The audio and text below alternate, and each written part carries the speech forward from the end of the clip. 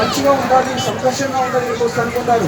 నిజంగా మానవుడిని ఏ ఏ ఏ ప్రదేశానికి వెళ్ళినా బాధలు పోవట్లేదు. అదే మానవుడి యొక్క సమస్య ఏంటంటే మానవుడి యొక్క సమస్య పాపం. అయితే బైబిల్ అంటుంది పాపములను రక్షించడానికి యేసుక్రీస్తు ప్రభువులో వచ్చాడు. ఎస్పెషల్లీ యేసుక్రీస్తు ప్రభు వచ్చింది. ఎందుకంటే మానవుడి సమస్య బంగారము లేదా డబ్బు లేదా ఇంకా ఏదో హోదానో కాదు. మానవుడి సమస్య పాపం.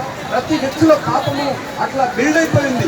ప్రతి వ్యక్తిలో పాపము అట్లా స్థిరపడిపోయింది. అందుకని బైబిల్ అంటుంది ఆ పాపము వల్ల వచ్చే జీవము మరణము అని చెప్తుంది బైబిల్. అయితే పాపము నుండి ఎవరు విడిపిస్తారు? ఏ మెడికల్ షాప్కి వెళ్తాము, ఎవరిని ఆశ్రయిస్తాము, డాక్టర్ దగ్గరికి వెళ్తాము, ఇదేమన్నా దానికి ఏమన్నా మందులు ఉన్నాయని ప్రపంచంలో మనం రీచెక్ చేస్తే ఎక్కడ కూడా పాపానికి మందు అనేది లేదు. బైబిల్ అనేది చూడండి, యేసు రక్తము ప్రతి పాపము నుండి మనలను పవిత్రులుగా చేయండి. యేసుక్రీస్తు మానవుడి కొరకు శిలువలో తన రక్తాన్ని చెల్లించాడు. పరిశుద్ధమైన విశ్వమైన మరి ఆ రక్తాన్ని యేసుక్రీస్తు ప్రభు మన కొరకు ఆయన చెల్లించినాడు. ఆయన మన కొరకు చెప్పింది ఆయన సమాధి చేయబడినాడు.